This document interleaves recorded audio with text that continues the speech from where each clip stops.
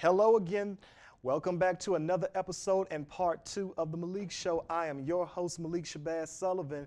And yes, we are back with part 2 of the one and only, the supervisor of the Washington, D.C. COGIC jurisdiction, the one and only Vicurtus Evelyn Little. Yes, Supervisor, I am so glad to have you back for part 2. And part 1, half of that, we had to give the Clark sisters space, and the other half we got you. But like I said, we're ready for part 2. Supervisor Little is here and is in the house. We talked about her childhood. We talked about her marriage. We talked about her family. So now we are moving on to the next subject, the next half of her life. Now, as I'm looking at this next picture, Supervisor Vicurtus Little. Now we're going into another stage of supervisor. Now, before we get to supervisor, let's talk a little bit about the church. If I can remember correctly, Greater Deliverance Christian Center, COGIC, is the founding of the Littles, if I'm correct. Bishop John Little. Bishop John Little. Yes. And you were right by his side. Yes. So tell us a little bit when, where, and the experiences of the founding of Greater Deliverance Christian Center, Church of God in Christ. Bishop Little came to D.C., I think in 1960. And he founded Greater Deliverance, and he started the church at 14th and P Northwest. And I was his musician during that time. Okay. And he moved from 14th and P to 900, I think it was 900 F Street, Northeast. And from that, he bought a building at 8th and F. And then we built a church at 325 55th Street. Northeast. That was a great monumental task, and it was something that he had always wanted to do, was to build a new church. And he built the new church, and unfortunately it was firebombed one Sunday night after we had service and we left to go home. And we had to relocate after that, because they blew out all the walls. And the next Sunday we had service on the lawn of the church because there was no building. And then we moved from there temporarily to different meeting places until we could purchase another building. And we purchased the building where we are now, 441 Chaplain Street. Southeast. And I say that is a beautiful edifice. I mean, just when you walk on the premises, it's just breathtaking. So I must say, the Littles, though, y'all have a great stepping ground in this Washington, D.C. area. But okay, we talked about Greater Deliverance. Now, Supervisor Little, my next question is, you're stepping into the next fertile ground. Pastor, I know that was before supervisor, so how did you earn the title Pastor Vicurtus Little? Well, Bishop Little decided that I would be co-pastor. And he got up one Sunday morning and just announced it. And of course I had some misgivings because we're in the Church of God in Christ. In the grand old Church of God in Christ. And the Church of God in Christ does not ordain women. Well, you know what? I'm gonna say this funny thing, and then I'm gonna let you take it. Mother Louise Patterson was at the Women's Convention one year, and she spoke, and she made a statement, and I will never. I watched a YouTube, but she made a statement say, I was co-pastoring before you was pastoring, or something she had stated. But basically she was saying was, who do you think run the church while the husband's doing it? The first lady, you know. So she, you know, I felt that was funny. But in my mind, I said, okay, so basically the ladies have, you know, the wives have to take charge of the church while the husbands go out and do what needs to be done. But I personally will say that COGIC, our organization, needs to think about, because I will say we got some anointed vessels, women in this church that can preach, that can teach, and that can just reach souls and everything. So I hear what you're saying. And I do believe that, and I say this all the time, I truly believe this, that we as women in the Church of God in Christ can be anything we want to be. And we don't have to make waves about it. We can do whatever the Lord has called us to do without overrunning the men or doing anything that would go against the grain. I really believe that. And I pastored the church from 95 until 2013. And the reason was, and I know it was God, because my husband took ill after he made me co-pastor. He became ill. And the church never floundered because the ministry just continued. And until we transitioned the church to now our son Robert. That is awesome, you know, that is just so awesome. And I never had any problems pastoring. The men were so supportive of me. I'll say that all of the pastors in the jurisdiction were supportive. Just the pastors nationally were supportive, because I honor the males of our church. They're not boys, they're men. And so I guess because I was raised that way, that, you know, I had a covering. That is awesome. Well, Supervisor, we have reached the next. Oh, let's go back, producer. Let's go back. I want to talk about these group of ladies. Now we want to talk about, now you have went from first lady, you went from co-pastor, now you are now the supervisor. Well, let's just say this. We want to give kudos, as if I can remember, Mother Elizabeth Hampton. Yes. The first, if I can remember, the first supervisor of women in the Washington, D.C. We also want to give kudos to living legend, Dr. Evelyn Beatrice Spears. Yes. She's currently at 90, if you think she's 91, 92. She's around in her early 90s, but she still love to Mother Spears.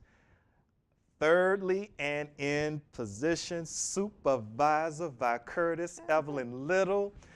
It is so, November the 6th, 2009, everything has changed for you. You have been appointed to the supervisor of the Washington, D.C. jurisdiction. How was that when you got the call, or how was it? I mean. Well, Bishop Coles asked me if I would take the position, and I was hesitant at first to take the position. But I told him I would pray about it, and I did. And I was encouraged by my son, my husband, and my nephew to do it, because they knew that I loved the women. And I had served Mother Hampton. I served Mother Hampton in her women's convention. I was the president of the women's convention. Served Mother Spears as the president of the licensing board. So I had served the previous women, and anything that they assigned my hands to do, I did that. So I accepted the position as supervisor, and the Lord is really blessed. I've enjoyed working as supervisor because I love the women. And actually, the women have shown themselves to love me. They love me. Well, speaking of women, in this picture, we have currently pictured 4 of the most beautiful district missionaries. To my right, We have District Missionary Maria Baz. We have District Missionary Charmaine Hill, District Missionary Darlene Eccles, and District Missionary Dorothy Cook. This picture was taken on official day, Holy Convocation in 2016 or 17. I think it was one of those years, if I can remember. How can I forget? I'm the one that took the picture. Jesus Christ. But anyway, talk about the district missionaries a little bit. Well, that picture is, see, Sister Darlene Eccles is no longer with us because she moved out of town Okay. with her husband. But I have a couple that are not on there. And but the district missionaries have been wonderful. Believe me, when I tell you, when I give them things to do or they think of things, I'm not a micromanager. And they will, get ideas and carry them out, and they have supported me 100%. I know it sounds like I'm making this up, but I have not had an issue with them because they just get in there and they work. And they have jobs to do, and they do their jobs. That is awesome. Well, you have also earned the title SOTOS. Oh, yeah, I heard. Supervisor of the United States. Yes. And we thank District Missionary Charmaine Hill in the red for that. District Missionary Maria Bass. Okay, we'll give District Missionary, we'll give you a hand. District Missionary Maria Bass. Okay. Well, Supervisor, we're moving on to our next picture. I'm going to just say this about this lady right here, and you're going to laugh when I tell you. If I was born around the time she was born, I would marry her.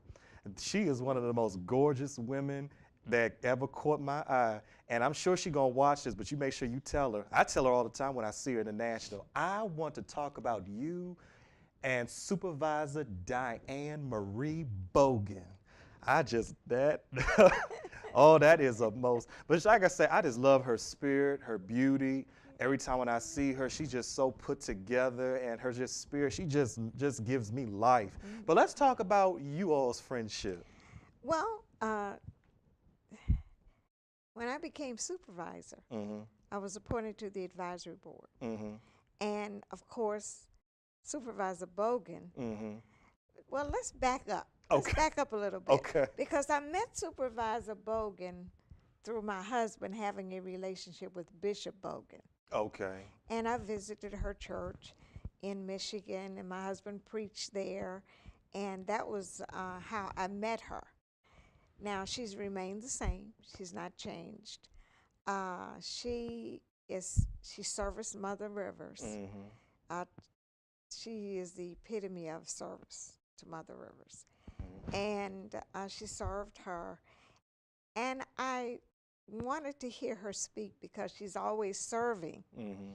And I asked her to come and preach at one of my convocations on my night, and she did that. And that was 2000, because I remember that, if I'm not mistaken, that was 2016 or 7. No, Mother Rivers came in 2016 and spoke at the convocation. But Supervisor Bogan, I think, was that workers' meeting or Holy Convocation? I think it was our convocation. Okay. But it was before Mother Rivers, I think. I think she came before Mother Rivers came. Not sure.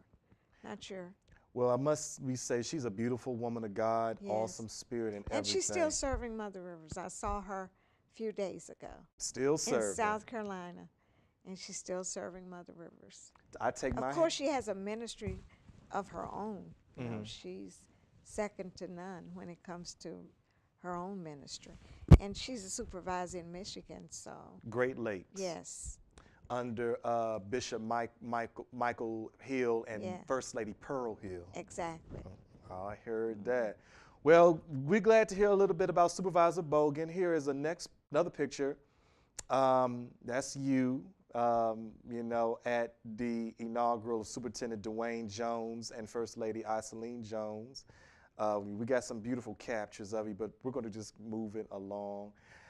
Supervisor Little at her church, and this was during the Women's Convention, Jurisdiction Women's Convention at the educational day. Might I say that Supervisor Little has put together some of the best conferences and meetings. And like I say, speaking of conferences and meetings, I think it's another picture. I'm trying to get to the right one. There we go. This is another dear heart that I love very much. Supervisor Haroldine Russell. Oh, yes. This were you, and that's a powerful picture of you and her on that platform. Talk a little bit about you and Supervisor Haroldine Russell's relationship. Well, Supervisor Haroldine Russell and I are very good friends to this day. I met her before either one of us became supervisors. And of course, one of our members, one of our district missionaries, came out of her church. Sister Maria Bass was a member there for a while. And so that still bonded us more. You know, we had a lot in common. I would go to her meetings. She would come to my meetings. And I would invite her to speak for me. She invited me to speak at her church. And so, you know, we're still friends to this day. That's beautiful. She lost her husband maybe a couple of years ago. But yeah. But she's still carrying on. And the thing I like about her, and I say this to her all the time, she has done a great work in Africa. Uganda. A great work. She's built wells over there. She was there before any COGIC person was there. And she aligned herself with the pastors there. She had built this work there before any of the COGIC bishops came over there. That's awesome. So she's really a worker. Oh yeah, definitely. That is most definitely. Well, we take our hat off to Supervisor Haroldine Russell, beautiful woman of God. Yes. We're going to move it right along. Producer, that right there, like I say, that was during the women's conference that you had at your church, and I might say that's a powerful picture right there. You lifting your hands and giving God the highest praise. Yes, just as we scroll, producer, look at that, just beautiful. Supervisor Little.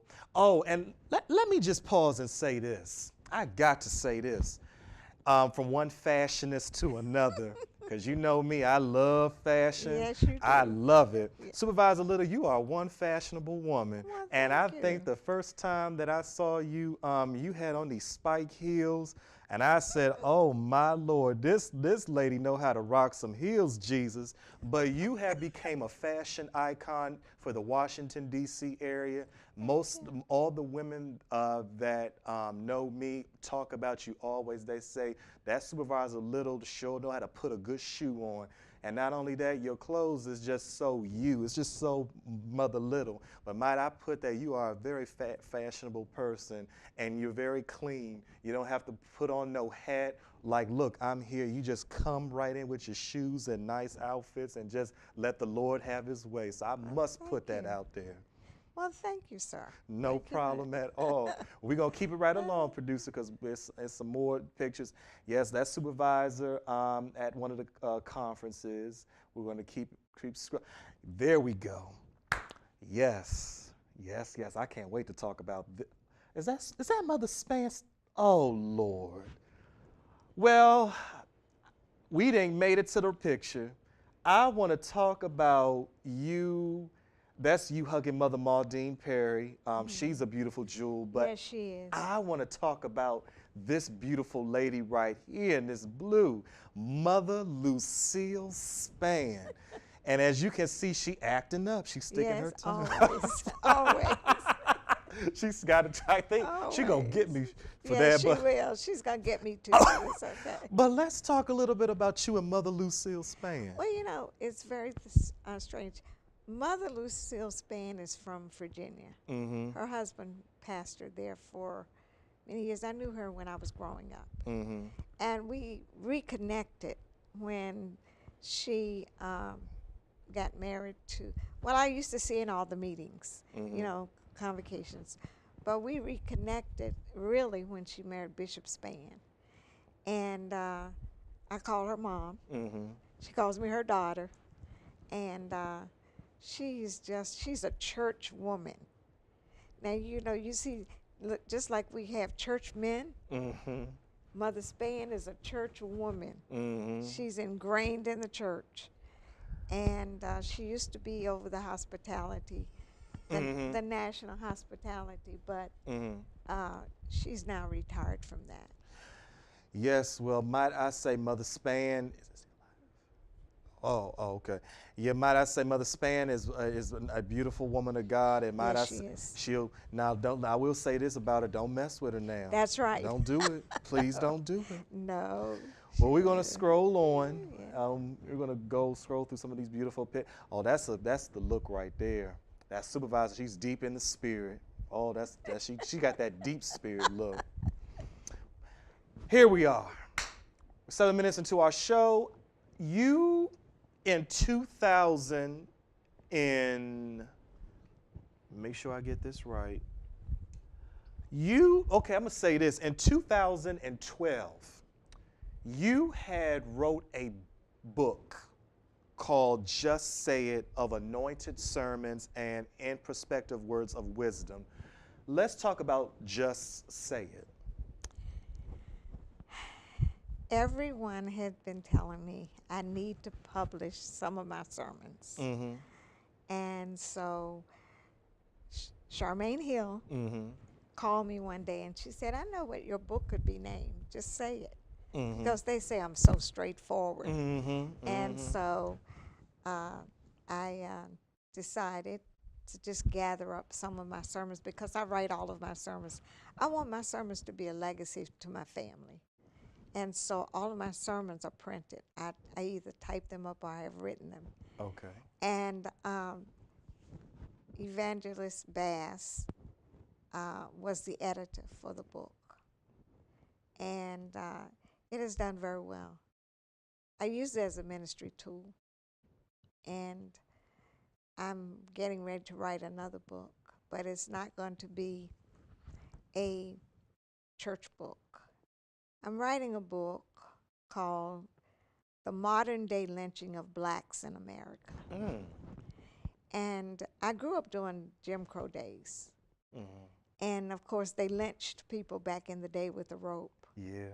But in today's society, we're lynching our black men, Yes. not with ropes, but we're lynching them with jail times. Mm-hmm. We're lynching them with drugs. Mm-hmm. When we're lynching them on their jobs, not giving them the jobs they deserve. So I'm now entering into writing that book because I think everybody just needs to know, and especially now when there's such a flavor of discrimination in the land. I think that would be a good book to write. Well, Supervisor, when that book comes out, you'll have my first offering because I'm definitely going to purchase it. Like, not only I've gotten this book, but I definitely will purchase that. So I am definitely looking forward to it. And, you know, you definitely have my support on Thank that. you. We're going to keep scrolling. We're 4 minutes. We're going to keep on scrolling. Yes, that's Supervisor, beautiful picture, Supervisor Little. And speaking of the book, you've even done it at the National COGIC Holy Convocation. That's at the America Center. So Right, that was a book signing that I had there. yes, indeedy. Yes, indeedy. Well, look at that. I think that's the last picture of the night. That is one of, well, I'm going to say this about this person. Supervisor going to get me for this. That is the one and only National himself, Mr. COGIC himself. I believe they gave me all these titles, but you know what? That is Malik Shabazz Sullivan and Supervisor by Curtis Little. Right. And That picture to the right is us at spring conference on your night. As you see, Supervisor's decked out in her white, and that's me and Supervisor in Milwaukee, Wisconsin at the International Women's Convention. Right. And she got her shades on, so she's Yeah. rocking. But let me just pause and say this before Supervisor have the last question. Supervisor Little, I have been following you for a good while, and might I say, and I will say this, I don't know if you remember, but I was the kid on the block. I'm sure you remember the long dreadlocks, the sunglasses, and the hats and stuff. But I will say this. You have shown love to me personally. I've enjoyed the picture taking with you, the phone calls that we've had. And like I say, you have been very kind and respectful and nice to me. A lot of people, I will say, have not had their arms open. I'm talking about as far as jurisdiction-wise. I didn't expect to be where I am today as far as nationally COGIC known. Like, everybody know who Malik is. Yes, they do. But, And you have some pictures with some of the renowned COGIC people. yeah. But I will say, as far as you are platinum. And what I mean by that is, can none of them take your place? You are just, like I tell everybody, Vi Curtis Little is my supervisor. And I don't care what church or what jurisdiction I'm with, she will always be my supervisor. And she will always be my #1 celebrity as far as the women's department. So I love you, Supervisor. Love you and you too. will always have my support. Yes, indeed. The last question I want to ask on tonight is, everything that you've accomplished in life, we come down to where you at now. You're still serving, you're still traveling, you still have family members around you. Where do you see yourself doing within, I say, the next, I tell my guests this all the time. You lived a wonderful life. You're still living, but where do you see yourself in the next 10 years and see yourself doing? What would you like to accomplish and all of that? Well, you know, I love ministry. I just love ministry. Wherever I go, I can be in the carryout, I can be at the cleaners, the bank. I just love people. And if I am not supervisor, I still want to do ministry. I still want to be in the trenches. I still want to be able to constrain men and women everywhere that Christ is the way. That's where I see myself in the next 10 years, if I'm still living in the next 10 years. But I get emotional when I talk about it. And I was saying to Evangelist Bass the other day, I get very emotional when I talk about ministry, because I think that things could be well with people if they only could get just a grip on Jesus Christ and really live for him. I do. And if I can just be a part of that, that's what I want to be. That's what I want to do. I just want to encourage, and not just, I want to do it for young men and young women, but even for those middle-aged people that have lived their lives and have never come to grips with the fact that they need salvation or whatever. That's basically what I want to do. That is awesome. Well, Supervisor Vi Curtis Little, we have reached the end of our time on tonight, but might I say, I thank you so much for coming on the Malik Show on tonight. It was a blessing to have you. And like I say, and for those of you, we are preparing for the spring conference in a couple of weeks. Yes. So I'm ready to put on my church clothes, get on the dance floor, and ready to praise him. Yes. Yes, indeed.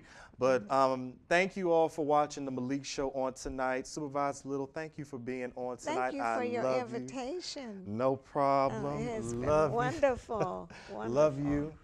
And that's it for tonight, folks. This is the Malik Show Live. Come back next time, next Wednesday night, 7 p.m. Pastor Ronzel Pretlow of Newport News, Virginia will be live with us. And that is all we have. That's the end of our show. Also, for those of you that are watching, channel 11 and 77 is the Malik Show every day at 5 o'clock p.m. If you're in the DMV, channel 11 or 77, Verizon, Comcast. 5 o'clock, Monday through Friday, the Malik Show live. You check out all the shows.